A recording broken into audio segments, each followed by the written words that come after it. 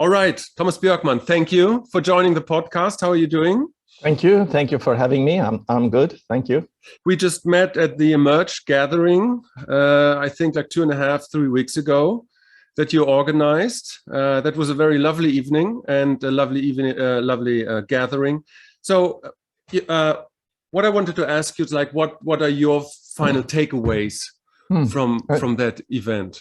No, so it was wonderful to be able to meet in person again after so long time. So I could really feel that in our European network there was a hunger for meeting in person. And yeah, as you said, it was a wonderful weekend. It was dinner on Friday, getting together, and then Saturday and Sunday, and then some after events on Monday. And I think my major takeaways might be that this appetite for meeting in person, that having these chance meetings. We have had so many meetings over Zoom, and they have proven very good, and we all realize that we can do a lot more on Zoom without having to travel than we thought. But of course, the physical connection, I mean, just being able to look each other straight in the eyes, which we actually cannot do with Zoom. We either look at the picture or into the camera.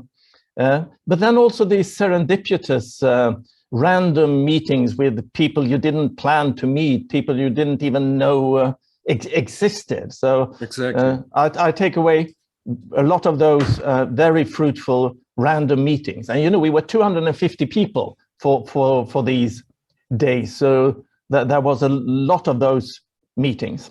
Right. But then perhaps also the fact that this space that we are all, both you and I, in various contexts working within, however we define this field of deep societal transformation that might also involve aspects of inner transformation, at least inner development.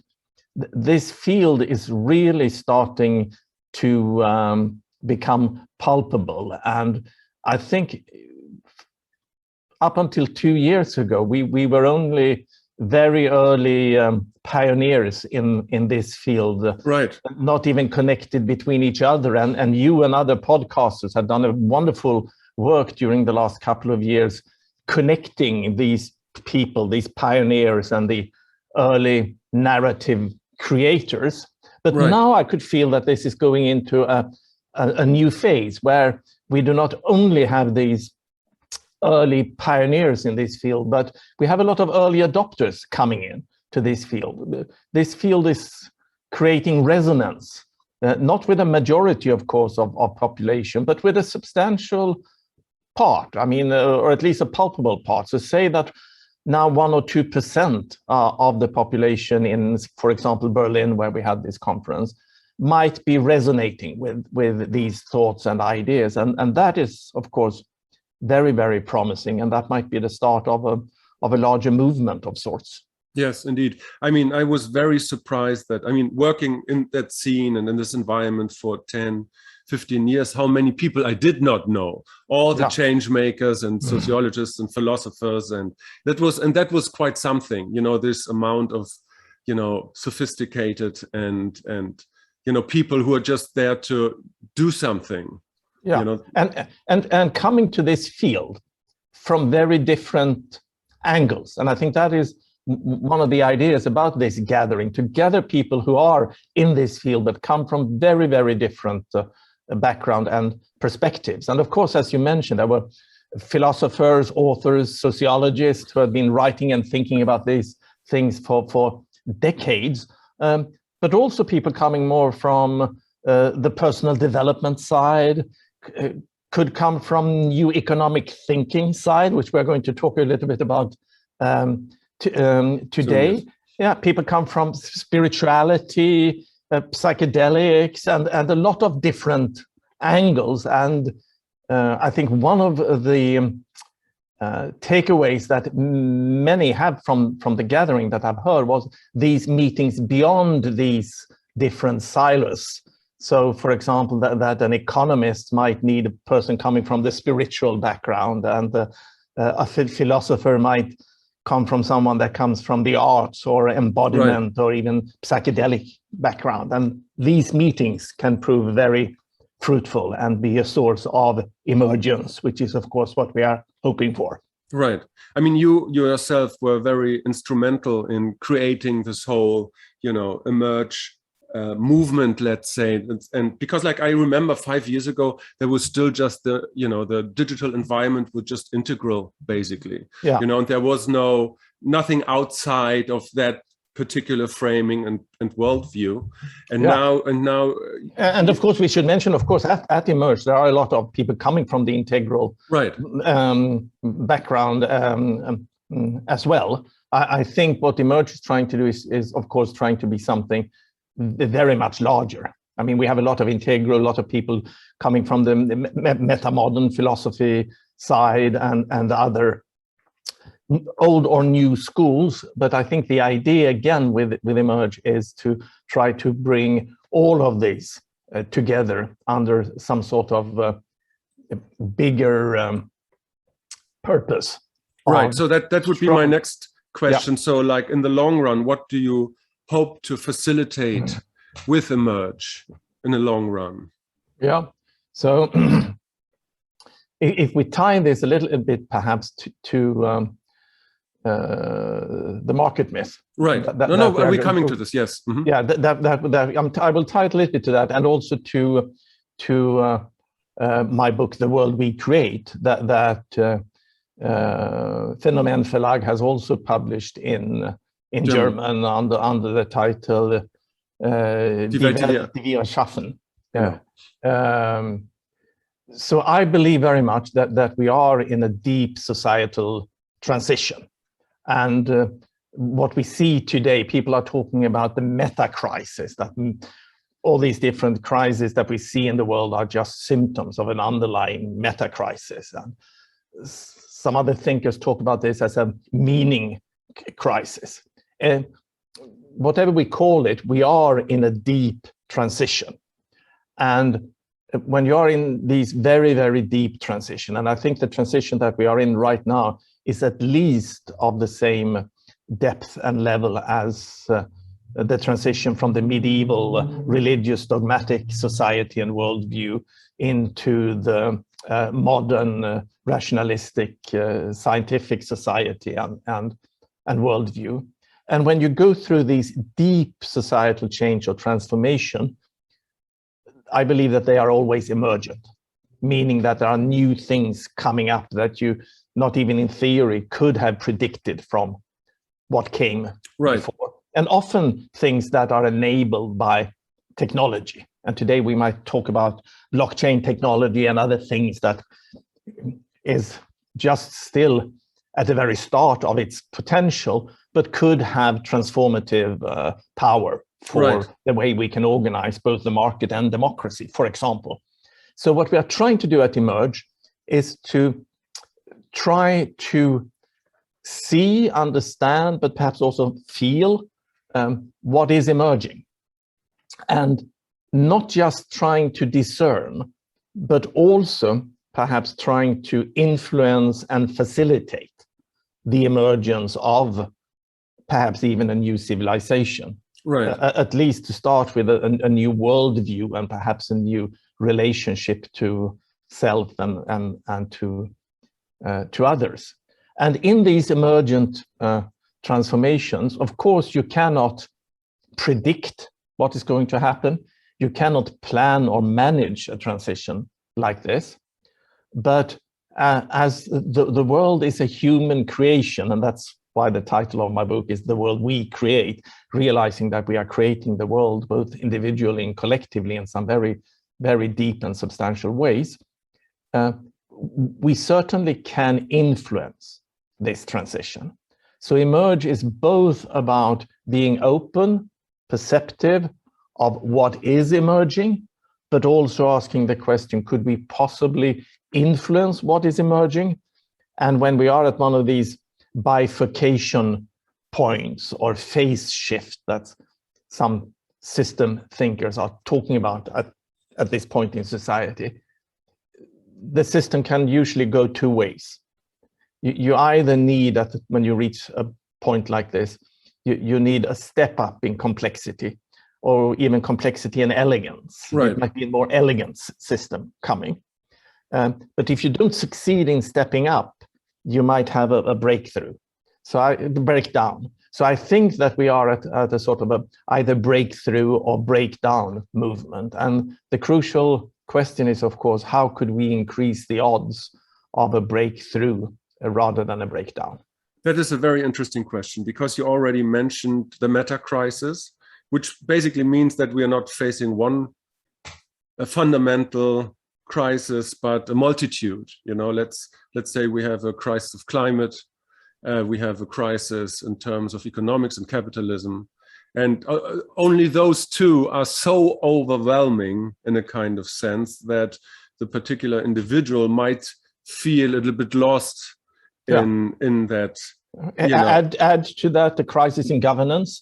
I mean, the crisis of COVID, the crisis we have with our democratic political systems in the West right now, health crisis, not just the pandemic, but also the psychological ill health crisis, obesity crisis, education crisis, opioid crisis, all of them. But then realizing that they might just be symptoms of some sort of underlying meta crisis, and one could express that in different way. Again, you could talk about a meaning crisis, but somehow I think that the crisis, the meta crisis we are facing, is something like the old worldview and the system that we organized our world during medieval, pre-modern times. Again, the religious worldview, the feudal society. We should remember that was a big step forward for humanity during the axial age, 3,500 years ago. This was a big step because this enabled us to be able for the first time to live in huge societies, in cities of tens of thousands inhabitants and civilizations even of 1 million people. But that system at the end of the pre-modern time had really reached the limits of its potential. Right. And that is what I think we are facing again. The new worldview that we got through the Enlightenment and the new way of organizing our society through, for example, markets and democracy, all of that has, of course, given us the wonderful gifts of modern medicine, penicillin, human rights, and democracy. And we don't want to lose those things. But at the same time, I think it's the system that has given us all those gifts that has now reached its limits. And we can see how the system is turning in on itself when it comes to democracy, and turning in on the planet when it comes to the climate, for example. Right. And so then we need to somehow dare to let go and to take a step into something unknown. Right. I mean, that's what I really appreciate, as a final word on Emerge, that you provide a space for all, these conversations to appear, and for the emergence, to appear. It's because it's not only about the evolution of consciousness or the climate crisis, because it's all interconnected, it all belongs together, and we need, a different source code and a different way to approach, a whole sense of being in a way. But let's focus on. And we should say, I mean, we are both, we are publishers and we are authors, and we are trying to use our brain as much as possible. We should know that what is going on right now and where we are going is not something that we can figure out cognitively and predict. So we need to get together, and it's a collective sense making, but it's also a collective feeling and intuition, and also a bit of collective trust and faith. We need to take a leap of faith. We need to say, we don't know where we are going, but we want to go in this direction, and then we have to take a leap of faith, both individually but also collectively. Yes, I completely agree. So, but now let's zone in a little bit of one of the big crises that we have, which is the economic crisis, the financial, and the, let's say, capitalist crisis. And as you said, the economic system has produced, our Western standard of living, and has produced lots of positive outcomes, but at the same time has produced lots of negative effects, right? And it is a system which is in itself very old, and you could even make the argument that the economic system has its base in, in our, being human itself. It's like transactions, and so you could. It's one of the most. Sorry for interrupting you immediately, and we can come back to this. But that the system, the economic system that we are living under today, that is old and ancient, that is actually one of the myths I'm talking about in the book. So let's come back to that. In some respects, of course, what you're saying is true, but in other ways, it helps us. It's not helpful to understand what's really going on. But that was the point I was getting to. So because your argument is that it is also a social construct, and that it is interwoven through myth and narratives, and one of the narratives and myths you just mentioned. So would you take that as an example of why the market is a social construct? Yeah. So what I'm trying to do in this book is essentially two things. And here I play on the fact that the word myth in English, and I believe also in German, could mean at least two fundamentally different things. In English, you can say that, no, that's just a myth, meaning that it is perhaps something that is widely believed, but it's nonetheless not true. So it's a myth, it's an urban myth. And then the other meaning of the word myth is as a story, perhaps even a sacred story, or a societal fundamental story that keeps together a society. And in that respect, it's important to remember we need myths. Those sort of fundamental myths that some people might call a narrative or a meta-narrative, we cannot live without. So postmodern philosophers are very proud of deconstructing all our meta-narratives and saying, well, they are all just human constructs. And that is, of course, true. But when you go beyond the meta-modern philosophy and try to be postmodern, then you come to realize that, yes, these narratives are just human constructs, part of the world we create, but still, we humans cannot live without those myths. We need them to orient us in the world. Yeah, and anchor us and give some stability and direction to our world. That's why they are so important. Just out of curiosity, in German, can you use the word in the same way, myth? Both as something that is widely believed but untrue. Of course, yes. And also these fundamental, narratives. So if we stay a little bit on the first aspect, the widely believed statements about the market, which are simply not true. Before I started my own foundation in Sweden 10 years ago, the Ekskäret Foundation, the Oak Island Foundation, and started to write books and get into this field of inner development and societal change. I used to be an entrepreneur, started about 20 different companies, some of them small and unsuccessful, but at least 3 major ventures in IT, in property, and in banking. And I spent 20 years in banking as an investment banker. I was the chairman of a banking group in Scandinavia and on the board of a Swiss banking group for many years. And I mentioned that because if we are talking about the market and the market myth, I have experienced the market from the inside, and I have been successful in the market. And I know the strength of the market, but I also can see the limitations of the market. And the reason why I started to think more deeply around the market was really as a financial entrepreneur So I started my own banking business together with some friends in the beginning of the 90s and really built the banking business from scratch. And when you do that, you actually have to understand the market in a deeper way. Right. You cannot just look at the market from the outside, but you really have to understand the market from the inside. And you have to understand the game A aspect of the market. Exactly. That's what you can say. Yeah, you have to understand game A, and not only what it looks like from the outside. Because if you're going to be an entrepreneur and not just work within with the present way of operating in the market, but you want to innovate new financial products and new financial services, which is what I did, then you also need to understand the market in a one level deeper.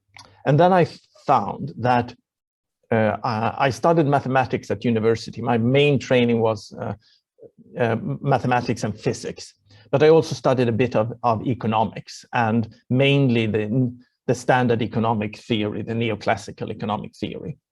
And while working in the banking industry, I found that the models of the neoclassical economic thinking did not help me at all to really understand what was going on in the market, because those models were created more than 100 years ago, when we didn't have any computers, no possibility of simulating complex systems. The only mathematical tools that were available to these early economic thinkers, and here we're talking about the end of the 1800s, were really Newtonian mathematics, calculus. So the inventors of the neoclassical economic thinking, they really wanted to create economic models that could be expressed in Newtonian calculus. And in order to do that, you had to assume that the market is always striving towards equilibrium, and you use equilibrium mathematics. And to do that, they needed to make a number of very crude assumptions about the market. And they knew that these assumptions that they were making were just very, very crude assumptions, but they needed to do that to get the mathematics to work. So, for example, they had to assume that all decision makers in the economic system are completely rational and know the long-term and short-term outcome of all decisions that they make. They also had to make the assumption that information is total information is available to all actors at all time. Yeah, at all time in the system. They had to assume that the market is characterized by perfect competition, and a number of these assumptions. But these were assumptions, and that means, they had no basis just to, they acted as orienting myths or orienting generalizations. Yeah, just like we do in physics, I mean, when you start looking at a problem, you might make the assumption that there is no friction, or that this experiment is taking place in a vacuum. And then you study how will this ball fall with gravity if it's in vacuum? How will this ball roll on a slope if there is no friction? And then you get a nice mathematical formula.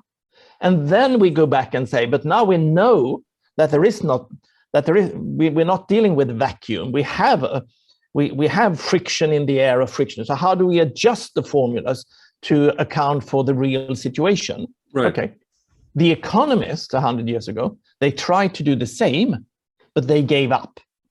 They said, we know that the decision makers and consumers and producers are not rational people, but how can we adjust our formulas for that? We don't know. Now, 150 years later, we are starting to discover behavioral economics that is just starting to look into these problems or aspects. But these assumptions, again, that these early economists were making, later generations of economists starting to take these assumptions more or less for granted And then a few generations later, they even became normative, saying that a true or a good market actor is a purely rational person, and the market should always have perfect competition, and we should strive to have this perfect information, for example. And then, of course, under these perfect conditions, then you have a self-organizing function, and you could start talking about this invisible hand that is sort of the result of the self-organizing market.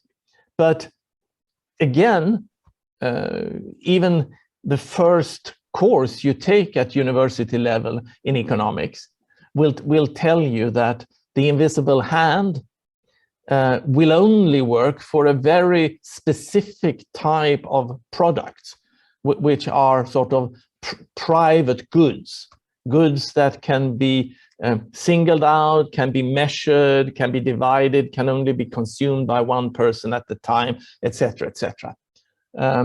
But basically, we had a faulty imagination or picture of what was going on economically. Yeah, and what the market is capable of. So, for example, producing consumer goods, I mean, like refrigerators and cars, wonderful. But there are huge amounts of products and services where the market is not functioning. You have market failures of various sorts. And the standard textbook in economics, even the first semester of your university studies, you learn that the market cannot operate with goods of at least two categories. And one is what is probably usually called public goods or common goods, which are things like, the standard example is the national defense system. That cannot be provided by the market because we cannot consume different amounts of defense systems. So if Germany wants to have a defense, you cannot say that I want to pay 5,000 euros a year for the defense system, and another guy says, no, I'm only paying 500 euros a year for the defense, because it's a common service. Right. So you need to have this common sense making, common decision, and common action. Now we create this. But defense system is just one example. Many aspects, many more aspects than we think normally about are common goods like this. And just to take one good at the other end of the spectrum here would be trust in society. Trust in society is a very important aspect, and even economic textbooks stresses that in a market where you have trust, your transaction costs go down substantially. So trust is good for any economic system. Still, the market will not generate trust, rather the opposite. So if you want to create trust in a society, that is something that you will have to, just like the defense system, enact outside of the market. And there are many examples like that. Just one other category of goods. So these are the public goods. Then less known, but still in most standard basic textbooks, is the category of merit goods. And that are goods that you cannot judge your benefit from this good until you have consumed it. So what could that be? Well, that could be things like personal development. Right. Because you don't know what it is, and probably if I tell you that you would benefit from this personal development retreat or something like that, you might say, well, I'm fine as I am, and then okay, I could be curious, but paying 1,000 euros for that, no way.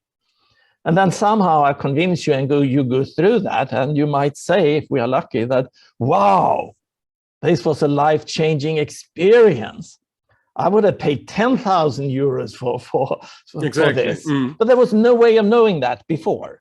So even in those cases, and different types of higher education could also go into that category, and large parts of our culture could also go into that category. There we need other ways to produce those goods than through the market. All right. So, okay. So would you, that is just an intermediary question. So would you say that even at that time you started out, you know, creating these banks and these different businesses, that you had like let's say, innate feeling about the constructive nature of the markets, or let's say, you know, game B of the market? Yeah, not from the very start, but very soon when I was trying to understand the market, I came to understand that I needed to read a bit about psychology. Right. Because again, the model of the actors of the market is this, what we sometimes call Homo economicus, these completely irrational beings. But of course, that's not the way we are. But to understand human psychology and human nature, then you need to study psychology, and perhaps now behavioral economics, that is trying to incorporate this psychological thinking into economy. But that's still very, very fringe. So I started to read a lot of psychology to understand this. Right. But then I also came to understand that sociology, exactly, and perhaps even anthropology, we could come back to that, but certainly sociology, and to have a sociologist's view of the market is much more helpful to understand what is actually going on.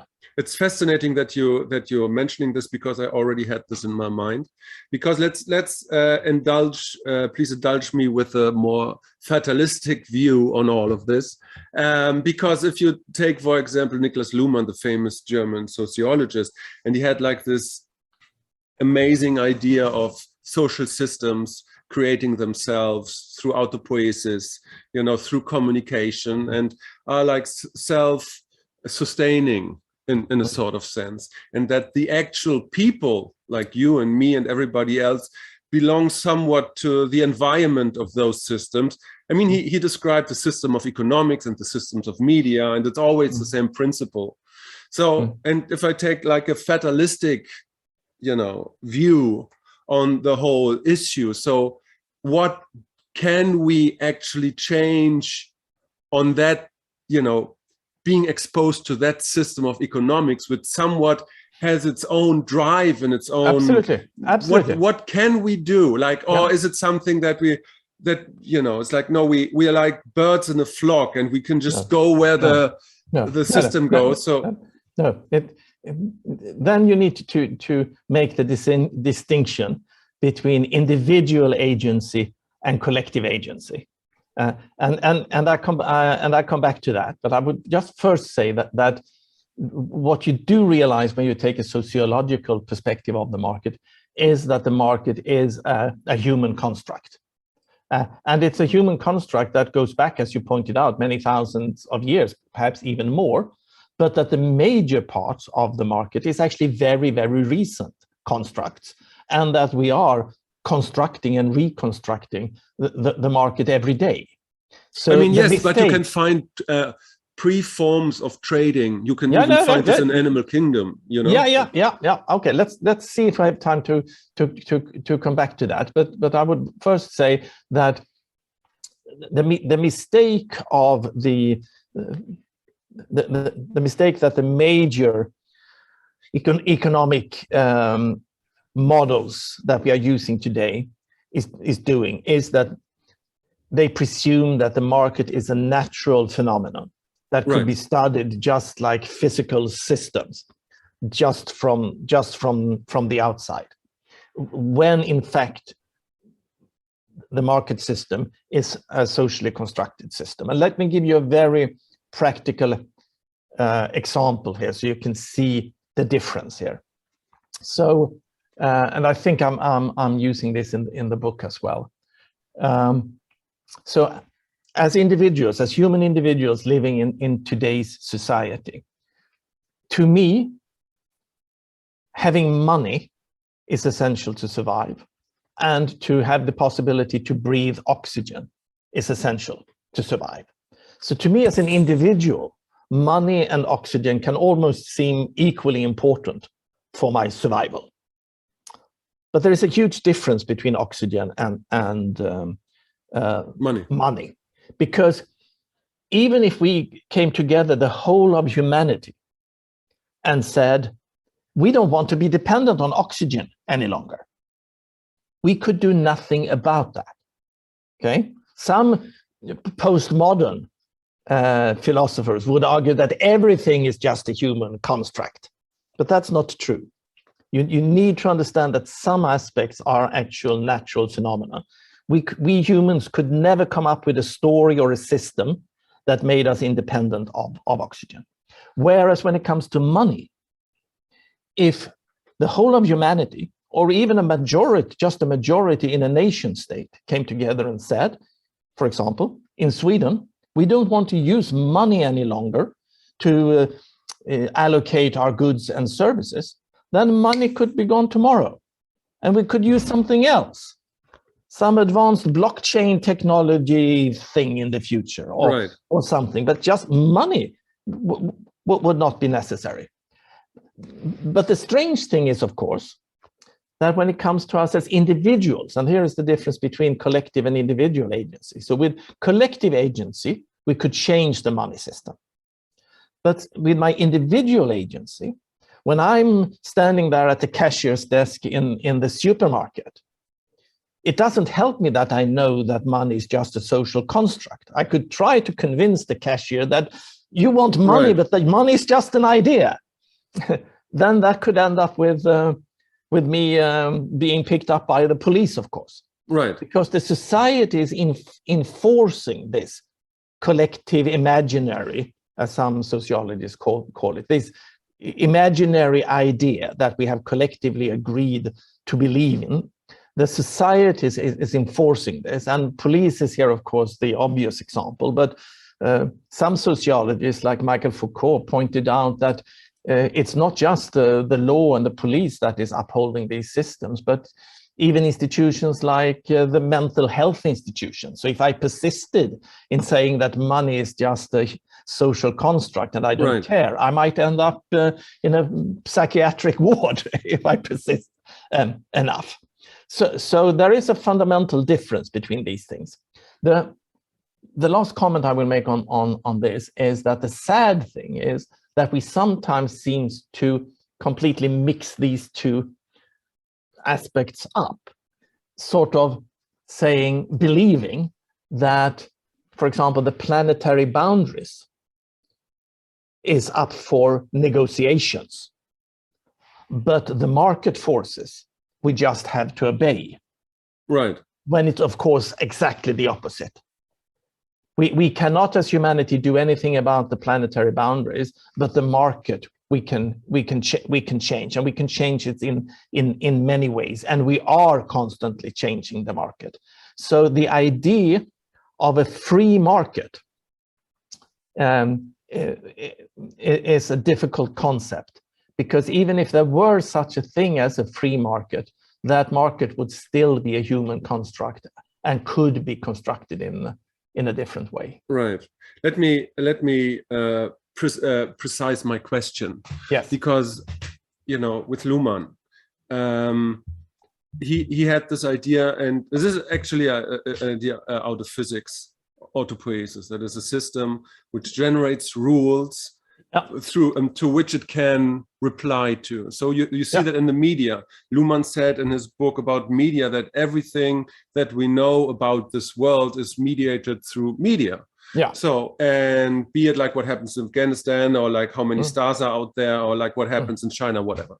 And so media, the apparatus of media is creating stories, that's his argument, that they need to create further stories. Yeah. And so you have like an infinite process, and we as the citizens, we are the environment, and we can look at it, but this is how the system kind of works. Yeah, it's his modeling, right? Yeah. And so he taking that approach to economics. Yes, yes. So you have I understand. You have not just for our listeners, because I know that you are familiar with that, but for our listeners, you have a system, an economic system, which works by certain autopoietic rules to create some results or phenomena to which it itself can react to. And so you have a loop system. Yes. And it's somewhat independent of what you are doing, what I'm doing, in a sense, what we are doing, because it's an autopoietic system, like the red dot in Jupiter.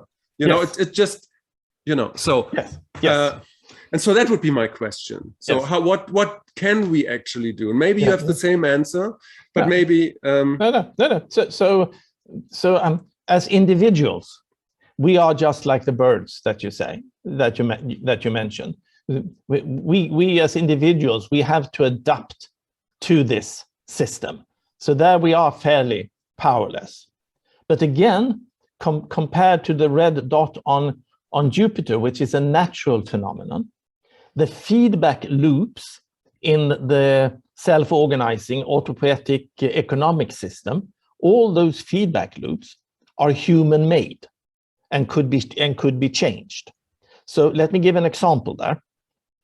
But we can't change them as individuals, but we can change them collectively. And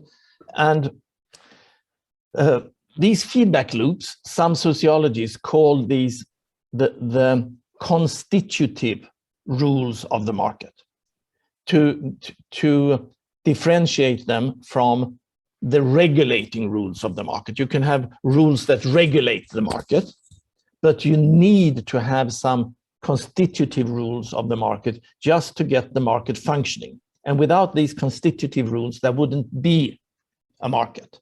So what is this, for example? Well, in order to have a market, in order for us even to barter, we need to have some sort of concept of ownership. Otherwise, there wouldn't be barter, because then we would just steal from each other, and that wouldn't be a market.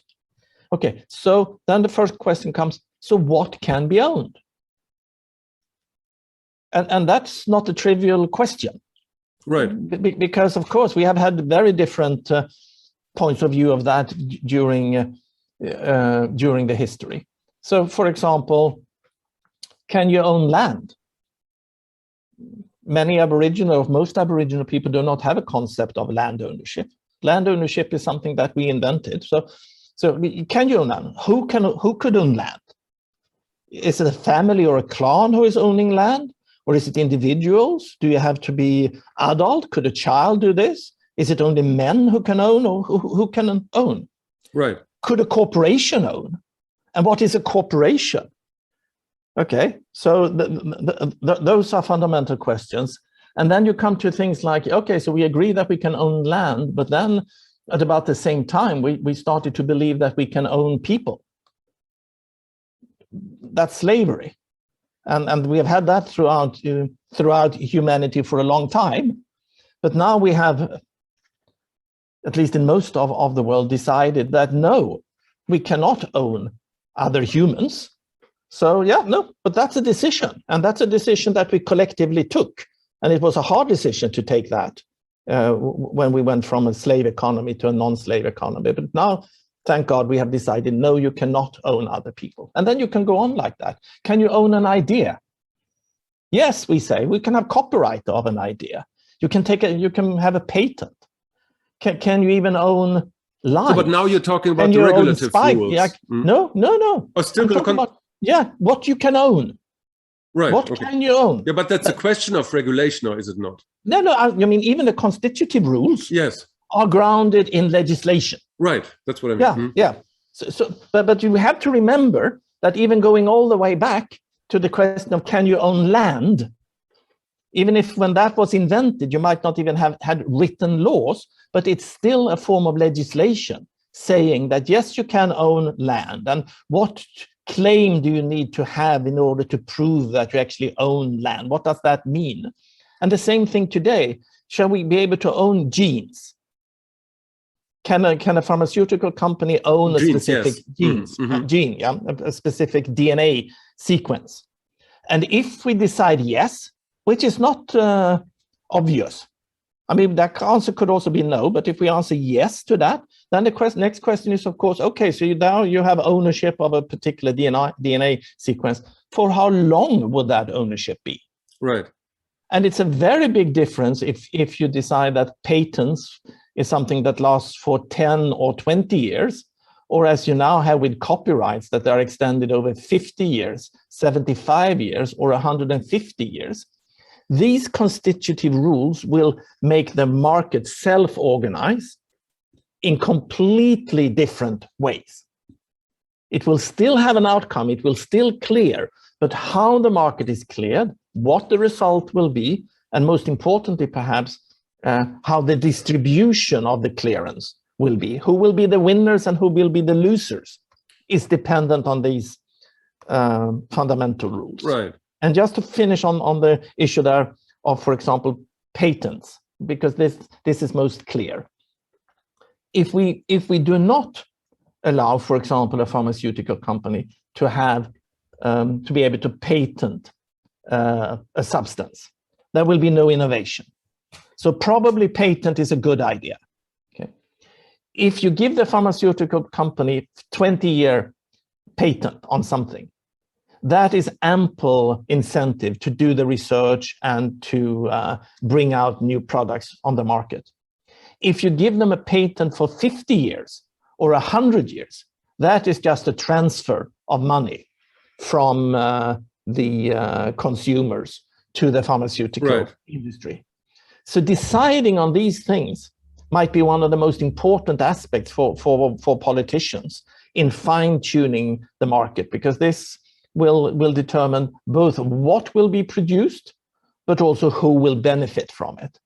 But this sort of more advanced understanding of the market is not the general way we talk about the market, and it's definitely not in the standard economic neoclassical models. So this is perhaps one of the main arguments I do in this book, that we need to look deep into the market and understand that we are constantly shaping the market and its rules. Okay, wonderful. So now we're getting to the hot topic. Okay. Because you were so gracious and include a new chapter into the German edition of the book, which is about cryptocurrency. Yeah. And I think what's interesting about it, that you're not being just an economist, and you also studied math and physics, and so you have a very unique point of view, I would say, to this. So what is your point on, because like Bitcoin and cryptocurrency, blockchain technology, this is a hugely disruptive force, let's call it that, at the moment. There's not a lot of regulations there. No. It can be, just to put it out there, a force for good, but it also destabilizes the market as it exists right now. So what's your take on this? Yeah. So I think generally that technology is driving societal evolution. It is technology that makes new ways of organizing our world possible. And one could argue that the transition from the pre-modern to the modern world was an effect from the invention of the printing press and other things that made information much more available. I think that the transition that we are in right now will also be very much driven by technology. Right. But we are not on autopilot. So we are seeing that a lot of technology is actually perhaps not that helpful to society. We see the benefits, but also the shadow of, for example, social media right now. And I think we should look at it the same way when it comes to blockchain and the more underlying distributed ledger technology. I think that has got huge potential when it comes to transforming both our economic system, but potentially also our political system, our democratic system, being able how would you, what's your argument there? For the governance? Yes. Yeah, well, very simple. Again, and I compare here a bit with the market. what made the market so forceful is that it is a very powerful simplification of human affairs. So if you boil everything human down to a price, which is essentially what the capitalistic system is. I mean, everything has its price, and it has just one price. And that makes it so easy for us to deal and transact. In the same way, democracy, the representative democracy, the strength of that is that it is a very, very simple system. And it was probably the best system you could think of when it was invented a couple of 100 years ago. And essentially the idea was that in order for people in the south of Germany to have a voice, they got together in Rothenburg in the square, and they elected a local representative. And then that local representative got on his horse, because it was a he back then, got on his horse or horse and carriage and drove up to Berlin and spent a couple of months in Berlin representing his local constituency. And then he returned and told them about what had happened. I mean, that was the only way to do it, because you had not even a telephone back then, right. Of course. But nowadays, we have completely different ways of being able to handle information and decisions. And of course, many people now then jump immediately to the conclusion that, well, now with the internet, we could have direct democracy. Everyone could get all the political decisions on their screen every morning, and you just say yes or no, yes or no, yes or no. Okay, and we have direct democracy, and that would of course be a disaster. That would of course be a disaster, because we do not have time, of course, to get informed about all these decisions. But then you could ask yourself, okay, with the advanced information technology available now, can you design an information system that has integrity and perhaps also the scaffolding of aggregating local community decisions and discussions on larger and larger scales, and then aggregate decisions up to a national level, where I don't see what that has to do with cryptocurrency. What do you mean?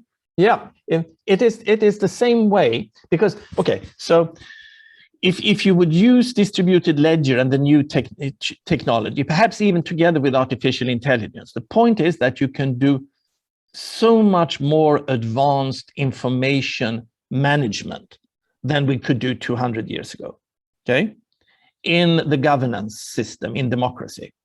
And it's the same when it comes to market. So 200 years ago, or even earlier, the only way to deal with information was to reduce the amount of information regarding something down to one price.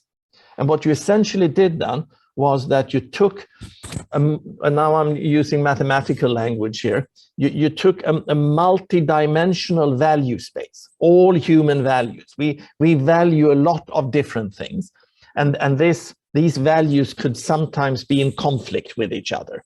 But as humans, we can hold these multiple values. So we have a multi-dimensional value space around a thing. Yes. Say my house. I can value that. It can have affectionate value. It can have protective value. It can have many, many values. But then essentially what the market is doing is it's taking all these informations and then it boils it down. It projects it down to one dimension, the price. Right. And now all of a sudden, all my feelings and values around this house goes down to, yes, I'm prepared to sell this, but I want to have 1.2 million euros for it. Okay. And this is, of course, a huge loss in information. But at the same time, you get to a system that is hyper efficient. Okay, now that we are starting to do more and more transactions digitally, at least in the UK and in Sweden, we are hardly using cash any longer. We are using credit cards or blips or our mobile phones and other ways of transacting. And these transactions leave, for good or for worse, leave electronic traces. Okay. Now, with the information processing available today through these transactions, you can start using blockchain. Okay.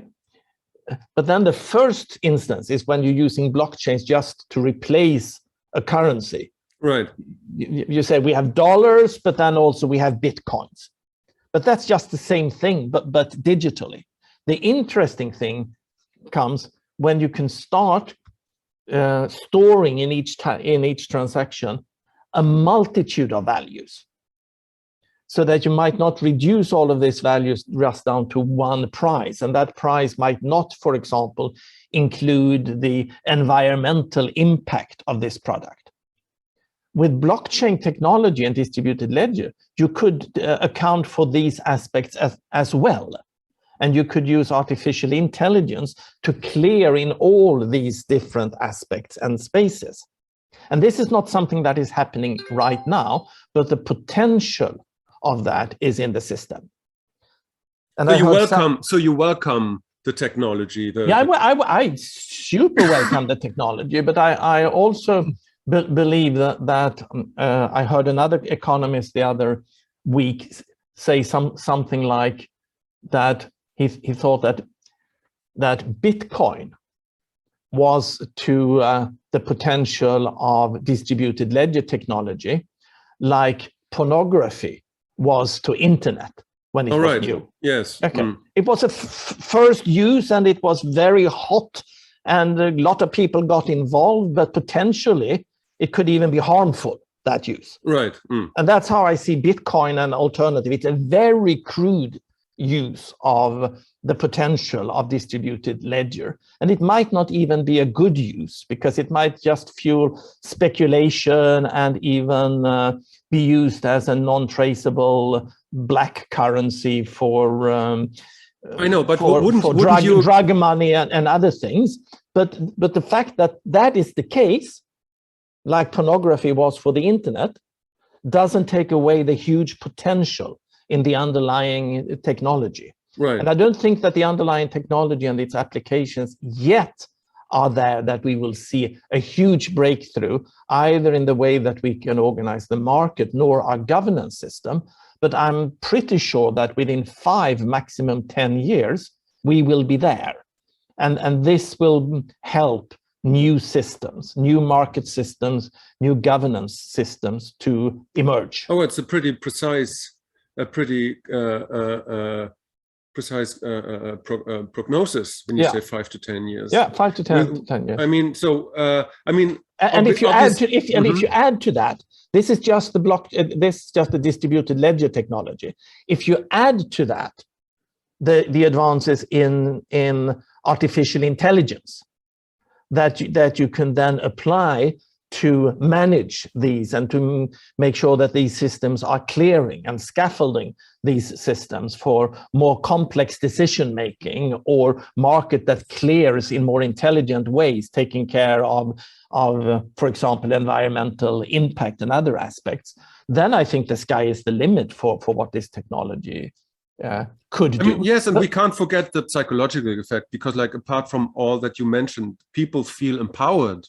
You know, we're talking about efficiency, you know, and the individual that can actually do something and, you know, produce and deal with this kinds of new currency to, you know, to change the existing system. No, I would say this is also like a huge motivation.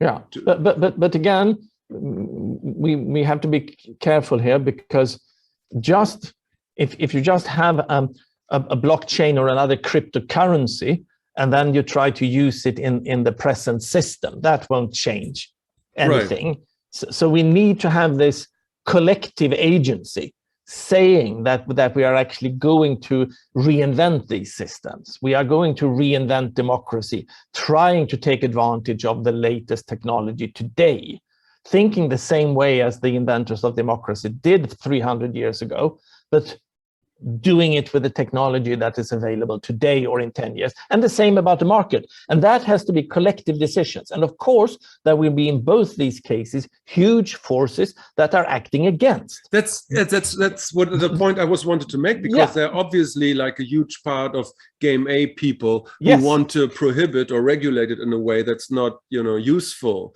And so you need, and in both cases, in the governance system, of course, you will have the populist demagogues that are sort of profiting from the present democratic system and the breakdown of social media and all of that. They wouldn't want to reinvent this system because they are benefiting from it. And then in the same way, you have the huge benefactors of the organizations and people that benefit from the present economic system, not the least the huge multinational, international corporations. And of course, they would not be the ones that would be in the forefront of this. They would even use their economic power to lobby the political system to try to keep a status quo, of course. Yes, but at the same time, as you need a need for, let's say, pornography to develop the internet, because without that need, there would be no need for digital redistribution. You need people renegades who increasingly use it for the need to build more complex. Exactly. And that's also this process hopefully will then enable and also mature the technology, because again, I don't think we are there really yet. And I'm not an expert in this area, but I do speak to experts in this area, and the impression I get is that what is happening right now, both in the distributed ledger technology and in artificial intelligence, is a rapid and deep breakthroughs. Already what is already developed in the laboratories today and that will be implemented in the next couple of years are going to be game changers. So you view cryptocurrency as the most important game changer right now? No, not again. Cryptocurrency, no, but distributed ledger technology. Okay.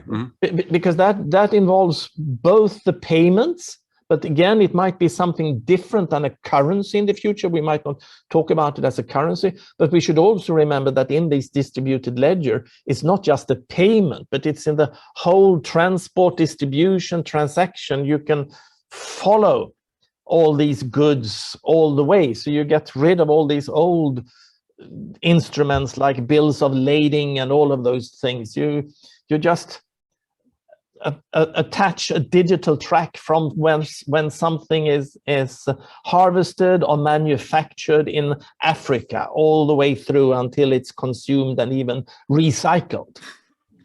And all of this is tracked down into minute detail.